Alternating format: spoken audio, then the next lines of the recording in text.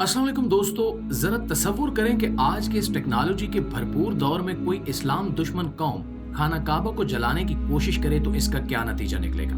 खाना काबा जो कि इस कायनात में तमाम मुसलमानों के लिए मुकद्दस तरीन मकाम है, जिसकी हिफाजत के लिए हर मुसलमान तन मन की बाजी लगाने को तैयार हो जाए, माजी में भी कई मरतबा इस तरह के मजमूम हमलों का शिकार रहा है, लेकिन हमेशा अल्लाह ताला की मदद साथ रही और ये मकाम आज भी अल्लाह की हिफाजत में है। ये और बात है कि इस्लाम दुश्मन अनासिर हमेशा से मौजूद रहे हैं और ये आज भी इसी तरह मौजूद है और खाना काबा को इनकी तरफ से तबाही और संगीन खतरात का हमेशा सामना रहा है। नाज़रीन, माजी के औराक पलटें तो 570 ईस्वी का वाकया आज भी पूरी तफसीलात के साथ मौजूद है, जब अबराहा और उसकी फौज ने खाना काबा पर चढ़ाई कर दी थी।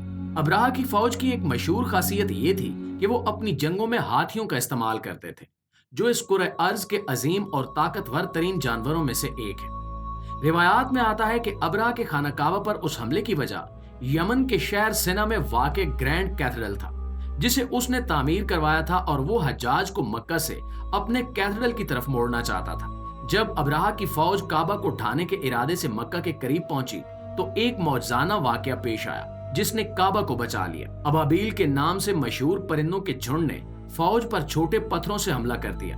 इस हमले की वजह से शदीद किस्म की अफरा तफरी फैल गई और फौज को पसपाई का सामना करना पड़ा। इस वाक़े का जिक्र कुरान मजीद की सूरह फील में भी किया गया है। क्या आपने नहीं देखा कि आपके रब ने हाथी के मालिकों के साथ क्या सलूक किया? क्या उसने उनकी तदबीर को भटका नहीं दिया?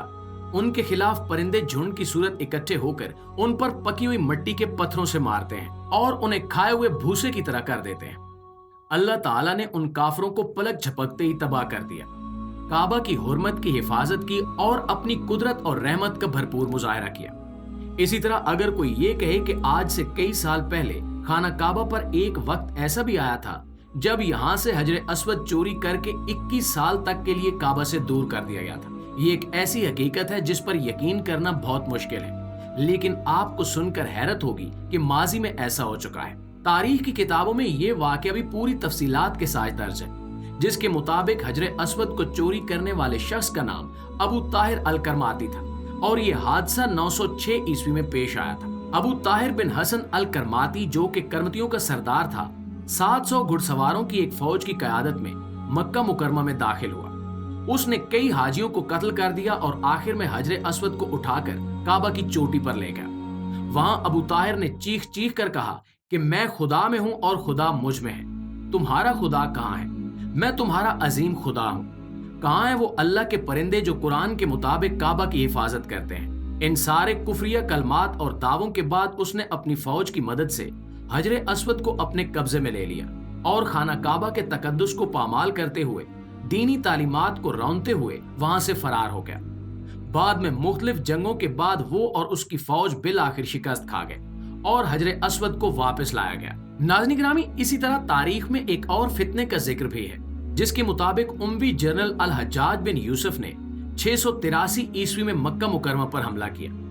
उस जंग के दौरान हज्जाज बिन यूसुफ और उसकी फौज की तरफ से काबा पर भी हमला किया गया और इसे पत्थरों से टकरा कर नुकसान पहुंचाया गया।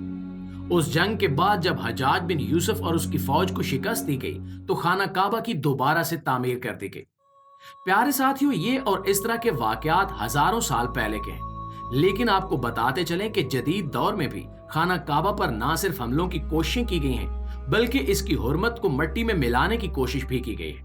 आज से तकरीबन 7 साल पहले सोशल मीडिया पर एक वीडियो वायरल हुई थी, जिसमें एक शख्स कस्बा पर बुरी तरह से पेट्रोल फेंक रहा था और ये मजमूम हरकत करते हुए नफरत और गुस्से की आग से भरा हुआ दिखाई दे रहा था। उस वीडियो में देखा जा सकता है कि जैसे ही वो शख्स आग लगाने ही वाला था कि नमाजियों और ज़ायरीन के साथ साथ सिक्योरिटी एहलकारों ने भी उसे फौरन अपने घेरे में ले लिया।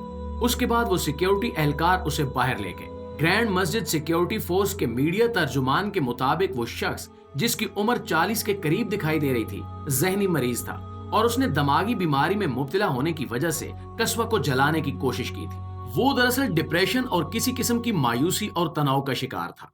कोई भी उस शख्स की मायूसी की सही वजह नहीं जानता, क्योंकि इस किस्म की ज़हनी हालत कई वजूहात की बिना पर हो सकती है।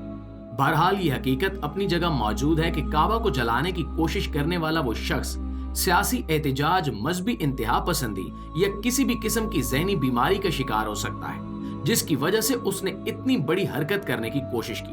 ناظرین گرامی، کئی احادیث کے مطالعے سے ہمیں پتہ چلتا ہے کہ قرب قیامت کی ایک بڑی نشانی یہ بھی ہے کہ کعبہ کو آخری گھڑی آنے سے پہلے ہی تباہی کا سامنا کرنا پڑے گا، اور یہ قیامت کی آخری نشانیوں سے سب سے اہم پیش گوئی ہے۔